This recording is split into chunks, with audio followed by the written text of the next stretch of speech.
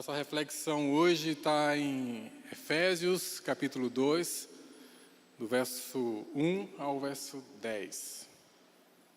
Você pode abrir sua Bíblia.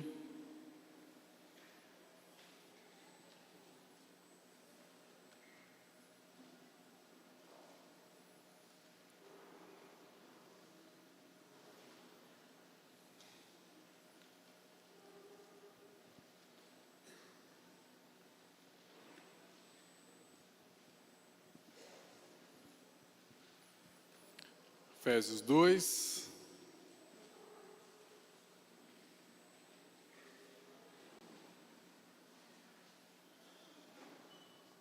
Show aí?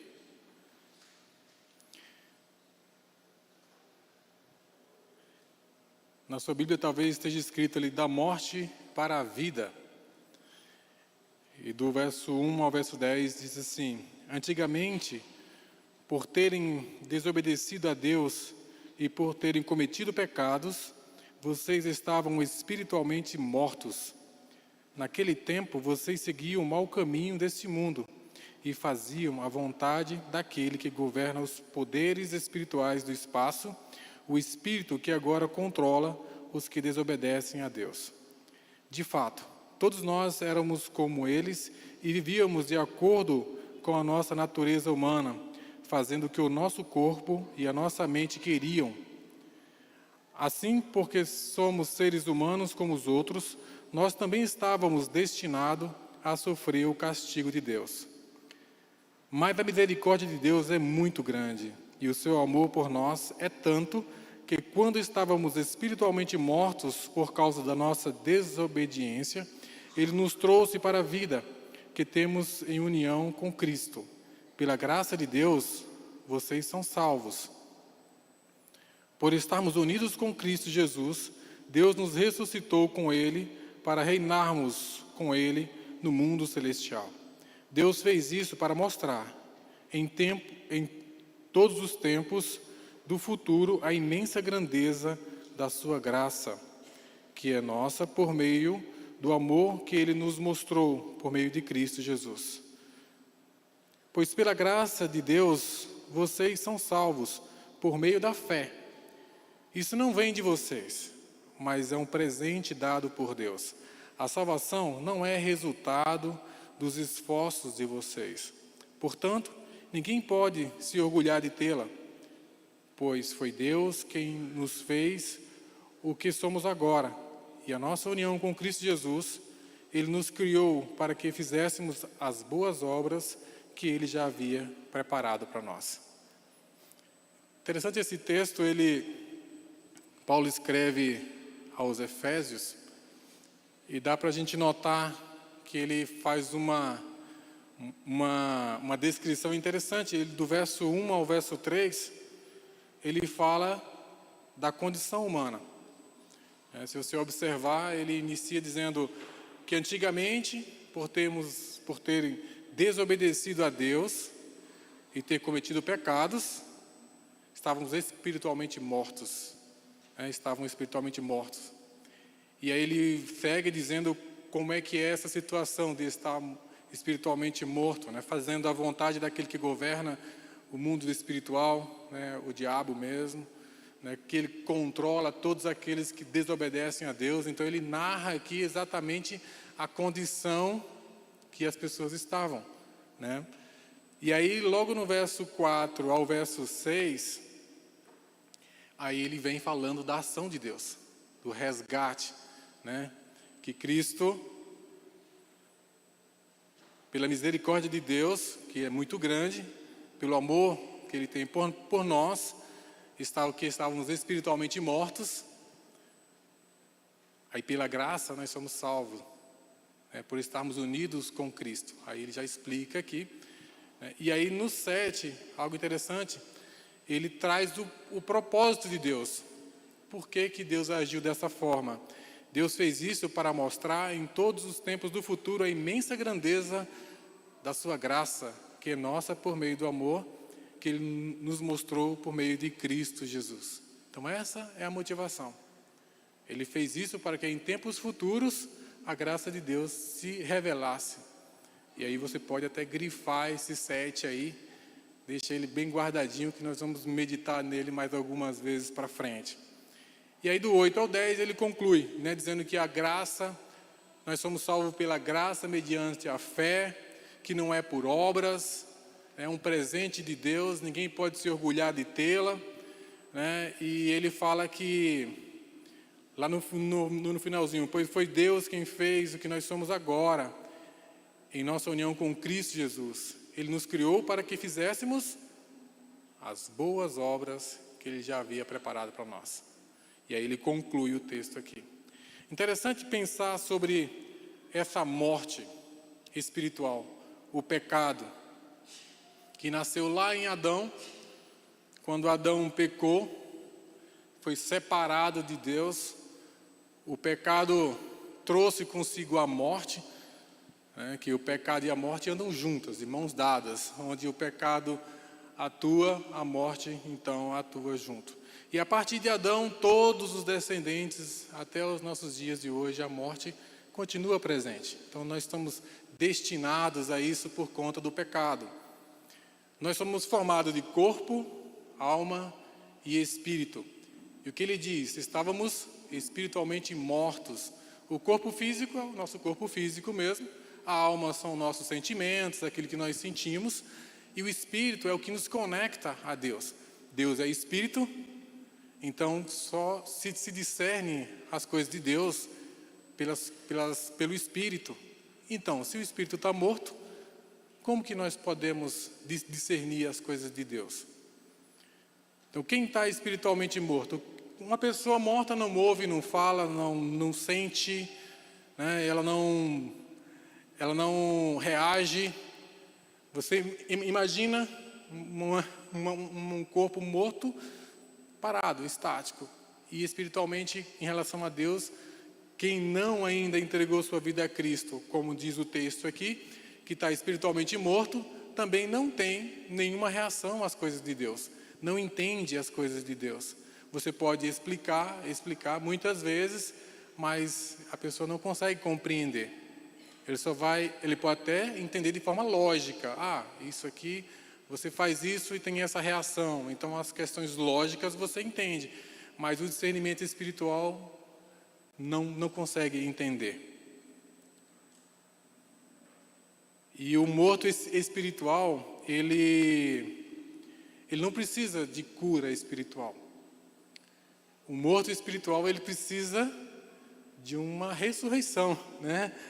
Então, o que Cristo trouxe? A vida. Lembra, tem uma passagem na Bíblia que diz que Jesus fala que é preciso nascer de novo. E o que é nascer de novo? Você precisa nascer de novo em espírito, para que você, de fato, possa compreender as coisas espirituais. Então, uma pessoa espiritualmente morta não vai compreender as questões espirituais. E a condição do pecado, como está falando ali, ainda do verso 1 ao verso 3, ele vai falar sobre essa questão de estar espiritualmente morto. Segue os maus caminhos desse mundo. E qual é o sistema do mundo? Quais são os caminhos do mundo? É as práticas, os costumes, a maneira de viver, de vestir, é a cultura, é a forma de casar, de fazer sexo, de ganhar dinheiro, de se relacionar com as pessoas. O que é o certo para essas pessoas? É o que socialmente se aceita como certo. Aquilo que a sociedade diz que é correto, ele entende como correto, porque é lógico. Aquilo que a sociedade condena, ele também vai entender que é errado. Então ele está seguindo o sistema do mundo, um padrão de comportamento geral. Não sei se você já parou para pensar, há alguns anos, há 20 anos atrás, tinha coisas que para a sociedade era errado, mas hoje é normal. Deixou de ser errado, porque a sociedade diz que é normal. Tantos normais estão vindo agora como normal, agora passou a ser normal, isso é justo, isso não é justo. As pessoas definem o que é correto pela sua própria razão. A sociedade abraça aquilo e a gente aceita como algo normal. Mas e o que Deus diz sobre aquilo? O que a Bíblia fala sobre aquilo? Deus é imutável, a Bíblia fala que Deus nunca muda. Os mandamentos de Deus é o mesmo e vai continuar o mesmo sempre, mesmo que a sociedade diga que aquilo é errado. E isso vem de onde? Vem da separação do homem com Deus.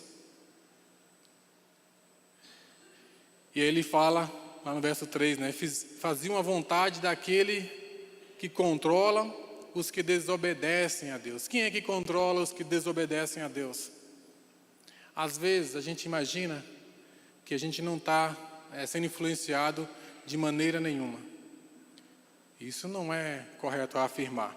A Bíblia diz que se você não está em Cristo, você é controlado pelo diabo, por aquele que domina esse mundo. E quem é o diabo? Aquele que é inimigo de Deus. Ele é homicida, odeia o ser humano, tem prazer em causar sofrimento. A Bíblia diz que ele vem para matar, roubar e destruir. E se a nossa condição é de espiritualmente mortos, qual é a principal atuação dele? Manter essa condição. O que ele quer? Ele quer que a criação de Deus, nós, sejamos condenados junto com ele. E para isso, basta que nós nos mantivermos nessa condição de separados de Deus.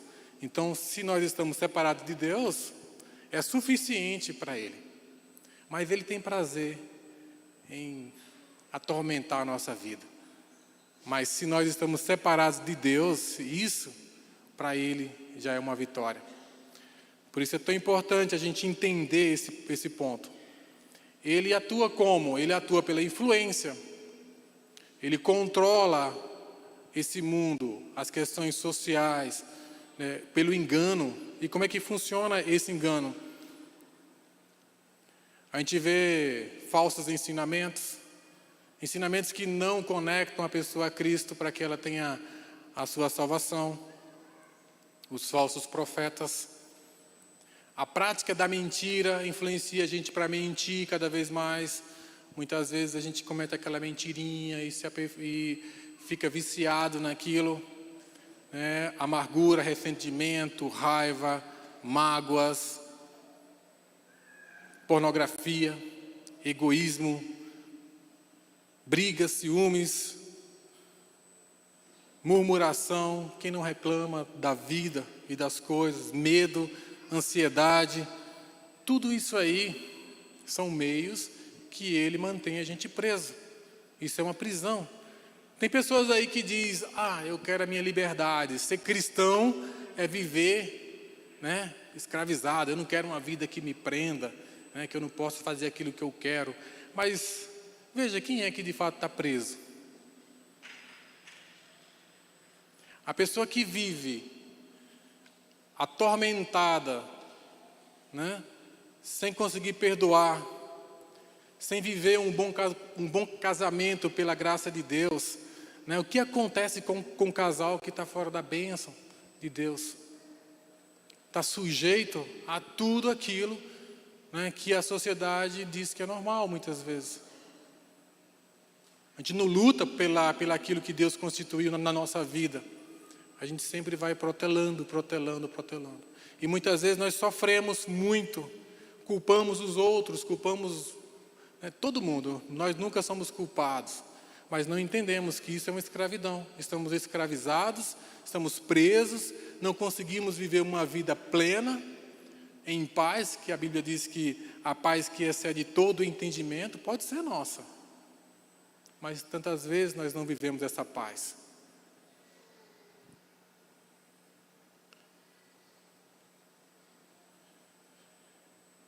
E aí a gente entende o que aconteceu aqui, né, lá do verso 4 ao verso 6, né, que ele vai explicar essa questão da graça de Deus, né, o sacrifício de Cristo na cruz.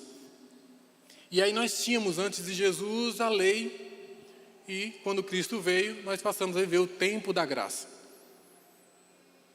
Muita gente interpreta a graça como algo assim, que facilitou muito a nossa vida, né? Então, você pode pecar à vontade, você pode fazer à vontade, Deus é bom, Deus perdoa, está todo mundo salvo. né? Está tudo certo. Mas será que é dessa maneira mesmo? O que acontece com a graça e com a lei? Tem um livro chamado O Peregrino, se você tiver a oportunidade, você leia. Lá ele vai trazer uma ilustração sobre a graça e a lei. Ele disse que alguém entrou numa sala e a sala estava muito empoeirada. E aí começou a varrer aquela sala ali, a poeira subiu e ninguém conseguia respirar naquele lugar porque a poeira ficava no ar ali e estava muito difícil. E aí de repente alguém chega jogando um pouco de água, né, barrufando aquele lugar. Aí sim foi possível varrer, pegar aquela poeira e limpar. A primeira pessoa que veio varrendo, que subiu a poeira, era a lei. A lei não resolvia o problema. A lei denunciava aquilo que a humanidade estava vivendo. Porque separados de Deus, muita coisa era normal para aquele povo. Muita coisa era normal. Como hoje a gente vê muita coisa normal que para a Bíblia não é normal. Então a lei veio para dizer, olha, está errado, está errado, está errado, você precisa se arrepender, você precisa mudar de vida. Então a lei veio para denunciar tudo aquilo que estava errado na humanidade. Quando Jesus veio, é como aquele outro que chegou jogando a água, e aí sim foi possível pegar toda aquela sujeira e juntar para limpar aquele lugar. Então, quando Cristo veio, pela graça, nós podemos limpar a sujeira. E nós agora não somos dependentes dos sacerdotes, que era aquela pessoa que ficava em contato com Deus e depois transmitia para o povo. Hoje você tem acesso direto a Cristo. Você tem acesso direto ao Espírito Santo. Você pode ser orientado diretamente por Deus no seu quarto. Você pode orar a Deus, você pode sentir a presença dEle, Ele vai te direcionar e você vai saber exatamente o que fazer. Então você pode limpar a sua vida. É diferente o tempo da graça do tempo da lei. E muitos acham que Jesus veio para abolir a lei.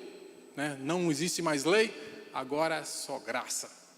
E a graça é a ausência de lei. O que Jesus fala lá no Sermão do Monte, ele aperta ainda mais a lei.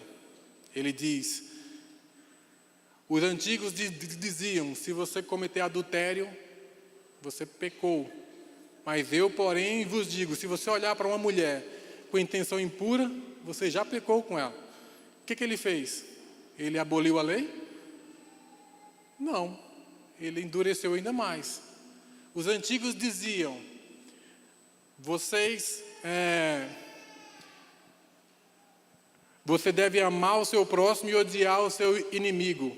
O que Cristo fala? Amar e orar pelos que os perseguem. Você não deve mais odiar o seu inimigo, mas você deve orar por ele. Então, existe ausência de lei? Não, não existe ausência de lei. Ele apertou ainda mais. Mas como assim? Ficou mais difícil. Agora, difícil viver sem pecado. Como é que a gente vive com esse aperto, né? Com esse endurecimento da lei? Lá em João, do capítulo 1 ao capítulo 11, tem uma passagem que Jesus, ele está escrevendo no chão ali, e aí os fariseus da época, o pessoal trouxe uma mulher adúltera. E aí, naquela época, a lei dizia que ela deveria ser apedrejada. E eles queriam pegar Jesus ali numa armadilha, porque se Jesus para ele contradizer a lei de Moisés, né? E aí agora, o que você me diz? A lei diz que devemos matar essa mulher aqui a pedrada. É Moisés que está falando. E o que você diz? Aí o que ele fala? Isso aqui ilustra muito bem a questão da lei e da graça. Jesus fala assim, muito bem, aquele que não tiver pecado, atira a primeira pedra.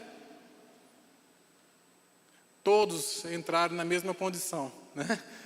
Todos ficaram na mesma condição. Alguém atirou a pedra? Não.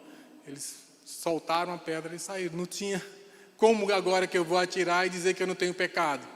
Como é que eu vou dizer que eu sou limpo, que eu sou santo, que eu sou puro? Então todos pecaram e destituídos estavam da glória. Então isso ilustra muito bem, né, toda essa questão da lei e da graça. Portanto, agora não há mais condenação para os que estão em Cristo Jesus. E aí o plano de salvação, né? O que acontece? Quando Jesus ele se sacrificou na cruz, algo muito importante aconteceu ali. Lá em Hebreus 9 a 15, se você quiser anotar para consultar depois, vai falar da salvação daqueles que vieram antes de Cristo. Então, no tempo da lei, eles viviam esperando a vinda do Messias, porque o pecado estava sendo denunciado, mas não havia salvação ainda. A salvação só era possível a partir do momento que Cristo, né, que o sacrifício perfeito acontecesse. Então, na cruz, houve salvação para todos aqueles que vieram antes e que se arrependeram dos seus pecados. Lá em João 17, do 20 ao 21, ele fala da salvação para aqueles que vinham depois. Então, a cruz de Cristo foi um momento importante em toda a história, desde a criação do mundo até os dias de hoje. O sacrifício de Jesus foi um momento único na história, onde houve salvação para toda a humanidade, disponível para toda a humanidade, né? Mas só aqueles que estão em Cristo é que realmente terão essa salvação. Jesus diz: eu sou o caminho, a verdade e a vida, ninguém vem ao Pai senão por mim. Isso está em João 14,6. Jesus é o único mediador entre Deus e os homens, está em 1 Timóteo 2,5. E a gente vê por aí muitos ensinamentos que traz alternativas para nós, para se comunicar com Deus, para falar com Deus. O único caminho é Jesus, não tem outro. Há muitos ensinamentos que ensinam que você consegue, né, a salvação de outras maneiras. Mas Jesus é o único caminho. Você não consegue salvação de outra forma.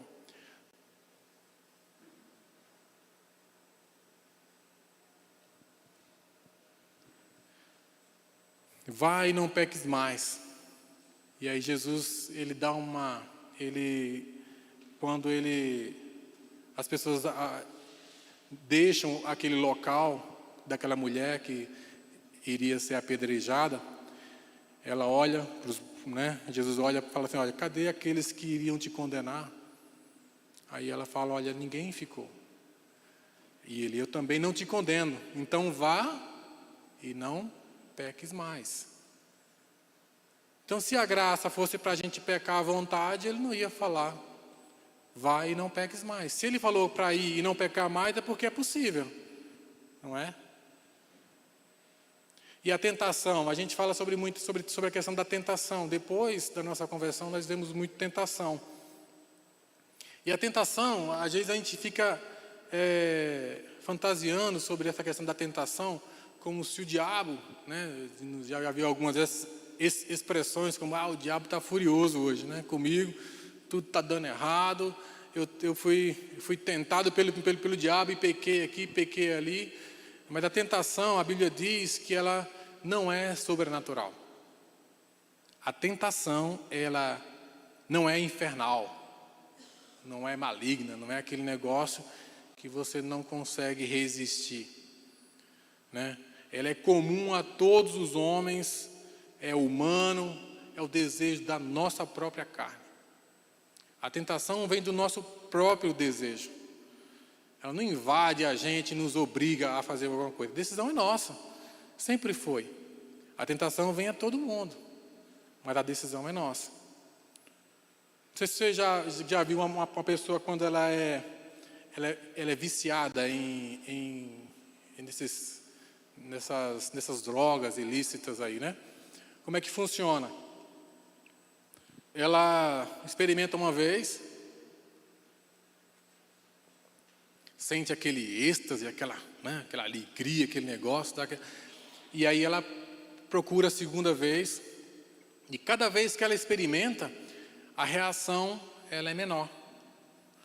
E aí ela tende a aumentar a dose, tende a aumentar a quantidade de vezes, até chegar ao ponto que aquilo já quase não faz mais efeito.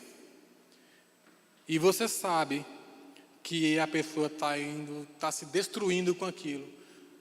A pessoa está se acabando e você tenta chamar ela e falar, olha, você precisa parar com essa vida, você precisa deixar isso e tal. Mas parece que ela não escuta, parece que ela não compreende. Ela fica lutando com aquilo, né? E aquilo é uma tentação para ela. Se você botar para mim aqui uma cerveja, se você botar uma pinga aqui para mim, se você botar um crack, um negócio para mim aqui, aquilo não vai me dizer nada. Eu pego na mão, aquilo cheira, aquilo, sei lá, não sei nem o cheiro disso aí. Mas não é uma tentação para mim. Para mim não é. Porque eu nunca experimentei essas coisas. Mas para quem já caiu uma vez, para quem já experimentou uma vez, aquilo é uma tentação. Não é? A pessoa que já foi viciada alguma vez em algo, né, vamos pensar em pornografia ou qualquer outra coisa, a pessoa que já foi viciada naquilo, ele vai lutar com aquilo, mas é um desejo da nossa própria carne, é um desejo nosso, não é o diabo ali mostrando as coisas para você, colocando aquilo dentro da sua mente. Não, é algo que você já caiu, é algo que você já experimentou, é algo que você já foi lá e fez, e agora o teu cérebro, né, fica pedindo de novo aquela sensação, fica pedindo de novo aquela experiência que você já teve uma vez, e aí é uma tentação. Mas o que Deus fala sobre tentações? 1 Coríntios 10, 13, que está ali na tela. Não sobreveio a vocês tentação que não fosse comum aos homens, e Deus é fiel, Ele não permitirá que vocês sejam tentados além do que podem suportar. Então, isso nos traz a visão de que a tentação é difícil, ninguém está negando que é difícil, cada vez mais difícil, mas é preciso, né, preciso a gente vencer essas tentações. Se você não quer ser tentado por algo, não experimente. Né? Se você sabe que algo é viciante, você não experimente. Eu estou fazendo dieta. Alguns já perceberam. Né? Perdi algum peso aí e tal. Aí eu comecei a tomar uns remédios lá. E aquele é o inibidor de apetite, né? Aí eu tô todo, né? Falei, agora sim, venci toda a tentação, né? Aí eu olho para aquela comida lá, dá um enjoo danado e eu não quero comer aquilo. Aí o tempo vai passando e aquele remédio, ele, né? Ele tem um prazo, aquilo ali é uma muleta para você, né? Você tem que se reeducar para que quando você deixar aquele remédio, você tá firme, com uma nova, né? Com um novo estilo de vida, para que você não volte a engordar tudo de novo. Ali é uma ajuda, né? Aí esses dias eu estava lá no escritório, aí tô bem, né? Já perdi um monte de quilo, não sou tentado mais nisso. De repente um cheiro, cadê a Anne? Os biscoitos da Anne. Foi uma tentação para mim que, né? Mas eu venci, viu? Eu até falei para ela, eu venci, né? Eu pedi a ajuda de Deus ali e venci. Então a gente precisa sempre, né, quando você é tentado por algo, a primeira coisa que você tem que ter em mente é que pelas suas próprias forças você não vai conseguir.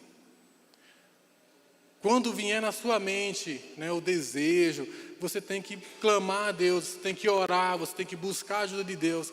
E aí a coisa acontece. Você tem que experimentar isso. Toda vez que você for tentado em algo, experimente na hora. Veio na sua mente, comece a orar. Comece a orar. Você vai resistir todas as tentações. Você vai conseguir vencer tudo. Você não sabe o poder que é a graça de Deus. Que hoje nós temos acesso à graça de Deus, o Espírito Santo, e a gente consegue vencer todas as tentações. Mas é preciso estarmos sempre conectados com Ele. Agora, o que acontece muitas vezes é que nós lutamos com as nossas próprias forças. Nós não lembramos de pedir a ajuda de Deus na hora que que aquele sentimento vem, que o pensamento vem, a gente não ora. E quantas vezes a gente passa um tempo, esquece do devocional, esquece de orar a Deus e vem só no culto aos domingos. E como é que fica de segunda a sábado? Talvez você não está sendo tentado agora, né, que está ouvindo a palavra, mas e como for amanhã cedo, como é que vai ser? Né? Então a gente precisa se manter conectado o tempo todo, né, orando a Deus, pedindo a ajuda dele. E ter essa prática. E aí vem a santidade, lá em João 2, de 1 a 3. Se você quiser abrir, eu vou ler aqui também. Primeira carta de João, do verso 1 ao verso 3. 2. Diz assim: meus filhinhos, escrevo isso a vocês para que não pequem. Porém, se alguém pecar, temos Jesus Cristo, que faz o que é correto. Ele nos defende diante do Pai. E é por meio do próprio Jesus Cristo que os nossos pecados são perdoados. E não somente os nossos, mas também os pecados do mundo inteiro. Se obedecemos os mandamentos de Deus, então temos certeza que o conhecemos. Se alguém diz, eu conheço a Cristo, né, mas não obedece aos seus mandamentos, é mentiroso. E não há verdade nele. Porém, se obedecemos os ensinamentos de Deus, sabemos que amamos a Deus e de todo o nosso coração. E é assim que podemos ter a certeza de que estamos vivendo unidos com Deus. Eu li até o 5 aqui, tá? Então você pode anotar aí do 1 ao 5. Então ele diz o quê? Se você conhece a Cristo, se você está conectado a Cristo, você vai obedecer os seus mandamentos. Ele fala do pecado. Se você pecou, que você se arrependeu e pediu perdão a Deus, você é perdoado. O arrependimento tem que ser genuíno. Mas se alguém diz que conhece a Cristo e não obedece os mandamentos dele, é mentiroso e não há verdade nele. Está no verso 4. Porém, se obedecermos os ensinos de Deus, sabemos que amamos a Deus de todo o nosso coração. E assim podemos ter a certeza que estamos vivendo unidos com Deus. Estar unido com Deus é o tempo todo. Se você está no seu trabalho, você está conectado com Deus. Você está em casa, você está conectado com Deus. Em tudo que você faz, Deus tem que estar ali junto. E assim nós vamos vencer o pecado. E assim nós podemos viver uma vida de santidade. É possível. E quem não vive uma vida de santidade vai colher dos frutos do pecado. Gente, é ruim isso aí. Vai trazer muita dificuldade para a sua vida. E é apenas uma colheita. Como já foi dito aqui uma vez. Nós vamos colhendo aquilo que a gente planta. E o pecado traz morte, traz destruição. Se nós queremos viver na bênção de Deus, nós temos que viver uma vida em busca dessa santidade. Viver uma vida correta. O livro Kryptonita, de John Bevere, né, Bevere que fala? A gente estudou aqui uma vez, aqui na quarta-feira, sobre esse livro. E ele fala o seguinte, que a maior força capacitadora que o cristão necessita para viver uma vida de santidade é a graça. É a graça. É essa conexão com Deus. Deus nos ama. Ama a mim, ama a você. Todos nós aqui somos amados por Deus. E não importa o que você faça. Você pode ser o maior pecador da terra. Deus ama ele de forma incondicional. Deus ama todos.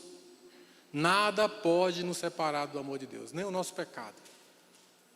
Mas a resposta que nós damos a esse amor define o resultado da nossa vida. Deus nunca se afasta de nós. O amor de Deus está conosco sempre. Agora, como é que eu respondo a Deus esse amor? Será se eu desobedeço os mandamentos, as ordens de Deus? Será se eu cometo pecado? Será se eu cometo pequenos delitos? Ou o que eu faço da minha vida? Aquele que vai ser condenado, ele vai ser condenado sendo amado por Deus da mesma forma. Deus ama, mas é justiça. A justiça de Deus existe. Deus é amor e Deus é justiça. Nós não somos condenados ao inferno porque Deus está bravo com a gente. Não é isso, não é essa a questão. É a nossa escolha. Uma vez eu comentei com a equipe de louvor, em um desses treinamentos que a gente teve aqui, né, que o louvor e adoração, nós temos que fazer aqui em cima como uma resposta que nós damos ao amor de Deus. E nós fazemos isso como aqui? De qualquer jeito? Como é que nós adoramos a Deus? De qualquer maneira? Sem vontade? Reflete exatamente quem nós somos. O amor que nós, né? Como é que nós respondemos o amor de Deus é dessa forma. Eu tenho que estar aqui dando o meu melhor.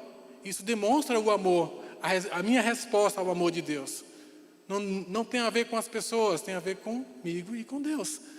Eu sempre vou dar o meu melhor. Por quê? Porque isso é uma oportunidade que eu tenho de responder o amor de Deus. Quando eu obedeço os mandamentos de Deus, eu não faço pelas pessoas. Eu faço como uma resposta ao amor de Deus. Eu sei que Ele me ama, que Ele me resgatou. Eu sei onde eu estava. E eu sei onde eu ia parar se eu não fosse resgatado. Então, como é que eu agradeço? Qual é a minha forma de resposta? É dessa maneira. Então, se você não entende a sua condição, que é a primeira coisa, né? Aquele que não tem a conexão com Deus, ele não sente as coisas espirituais. É muito do racional. É muito do racional. Então, você só vai entender de fato de onde você estava, né? De uma condição de condenado e saber que viver afastado de Deus é o próprio inferno. Deus não fala que vai acabar com o diabo e com o mal. Lá em Apocalipse ele vai dizer que o mal vai ser punido eternamente. Mas o mal, ele não some.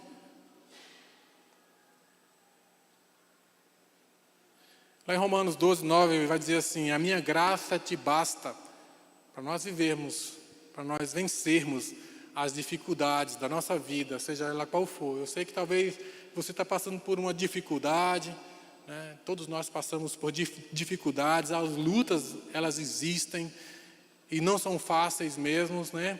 Se a gente pegar a história dos homens da Bíblia, eles passaram por dificuldades muito grandes.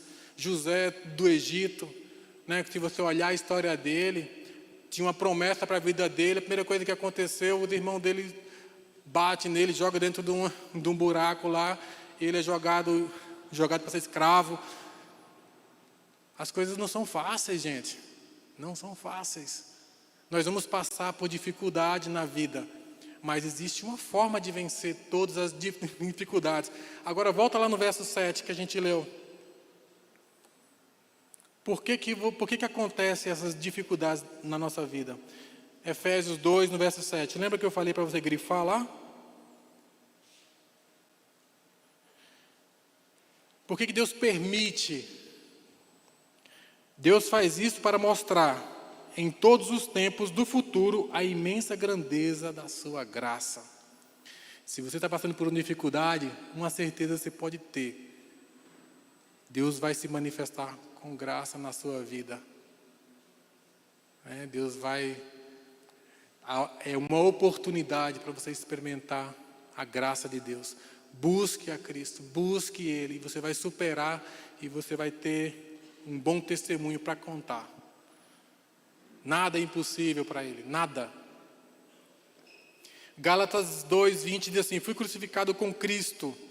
Assim, já não sou eu quem vive, mas Cristo vive em mim. A vida que vivo agora, que vivo no corpo, vivo pela fé no Filho de Deus, que me amou e se entregou por mim. Não sou eu quem vive, mas Cristo vive em mim. O que acontece quando a gente impõe a mão sobre uma pessoa doente, você ora por ela e ela é curada? Cristo vive em mim, não é meu poder. Entende? Eu venço as batalhas da vida porque Cristo vive em mim. E uma coisa que nós precisamos ter consciência, não estamos, e não vos conformeis com esse mundo, mas transformai-vos pela renovação do vosso entendimento, para que experimenteis qual seja boa, agradável e perfeita a vontade de Deus. Vamos renovar a nossa mente, vamos entender o processo e saber quais são os caminhos para vencer. Precisamos reconhecer a nossa condição. O Senhor me deu o seu Espírito, Ele me escolheu para levar as boas novas aos pobres e me enviou para anunciar a liberdade aos presos, dar vista aos cegos, libertar os que estão sendo oprimidos e anunciar que chegou o tempo que o Senhor salvará o seu povo. Lucas 4, 18 e 19. Como é que a gente consegue converter alguém ao Evangelho de Cristo? Você sabe que na sua família, às vezes, tem alguém que passa por dificuldade no seu trabalho. Como é que você fala do amor de Deus para essa pessoa? Ora por ela, é espiritual, tem que nascer de novo, tem que... Entende? Que ele não vai entender as coisas espirituais se não for através de oração. Explique para ela, mas ore antes, se prepare espiritualmente, para que Cristo, que vive em você, faça a obra. Então, quando passarmos por uma dificuldade, vamos lembrar desse caminho, buscar Deus. Qual a sua situação atual? Você já experimentou o espiritual de Deus?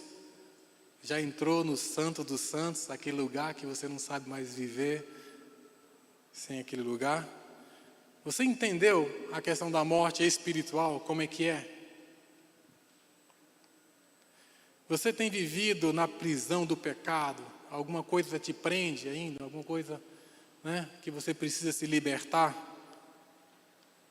Entende o significado do sacrifício de Cristo na cruz? Entende que a mensagem do Evangelho é a cruz? Entende que só há salvação por causa da cruz? Você entende o que Jesus fez ali na cruz? O ensinamento é esse. A Bíblia, de Gênesis a Apocalipse, fala de Jesus, fala da cruz de Cristo. Entende o poder capacitador da graça para vencer todas essas tentações e todas as nossas dificuldades? O que precisa fazer para que outros também experimentem o poder da ressurreição? E o que você ainda precisa fazer para viver a plenitude da graça? Não somos perfeitos, não sou perfeito, com certeza o pastor Helmut também não é perfeito. Mas todos nós aqui, independente da condição que nós estamos, devemos buscar viver uma vida em santidade. Devemos buscar sempre, cada vez mais, vencer essas dificuldades e viver na plenitude da graça. Feche os seus olhos. Pense um pouquinho na sua vida. Você já experimentou do amor de Deus? Da mão dele na sua vida? Você tem alguma prisão, algo que você precisa vencer? Está passando por alguma dificuldade? Precisa da ajuda de Deus? Precisa que Cristo haja na sua vida para que a graça de Deus se manifeste? Vamos orar agora. E você também pode fazer a sua oração aí. Você entendeu a mensagem? Vamos orar a Deus e pedir pela graça dele. É o que nós precisamos. Senhor, nós estamos aqui na tua presença. Obrigado pela tua mensagem. Deus, obrigado porque nós temos a oportunidade de entender o poder capacitador da Tua graça, Deus, para vencermos as dificuldades, as batalhas do nosso dia, as tentações, Senhor. Tantas pessoas aqui, Deus, incluindo eu, nós lutamos todos os dias, Pai, e muitas vezes nós vacilamos, nós não conseguimos. Que o Teu Espírito Santo nos ajude, Pai, para que de fato nós possamos entender que tudo que nós passamos na vida é uma oportunidade para a gente experimentar da Tua graça, Senhor. Que a Tua graça venha sobre cada um aqui presente, Deus, e daqueles também que estão nos assistindo, Pai, que a Tua mão de poder esteja sobre cada um de nós, Deus, e que nós possamos experimentar a plenitude do Teu amor, da Tua graça, e que possamos caminhar em uma vida de santidade. Em nome de Jesus, oramos e agradecemos. Amém.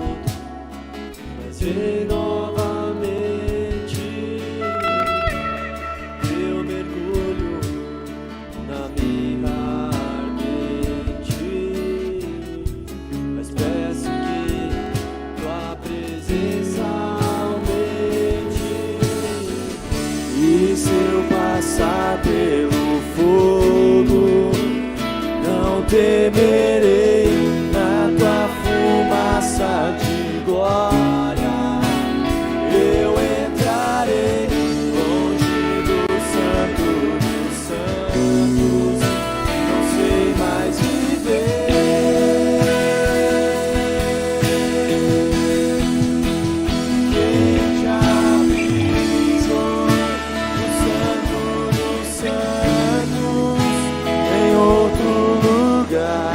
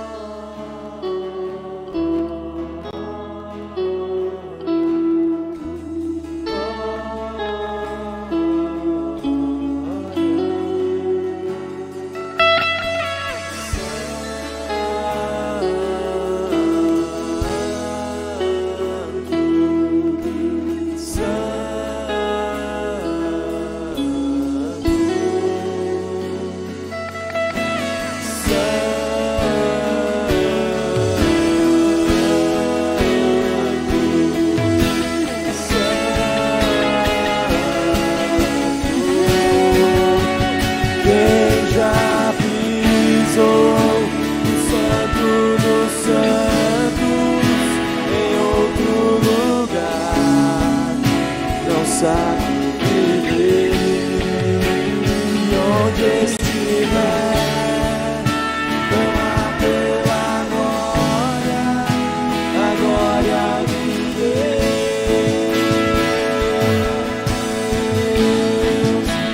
Quem já pisou no Santo dos Santos, em outro lugar, não sabe viver. E onde estiver, clama pela glória, a glória de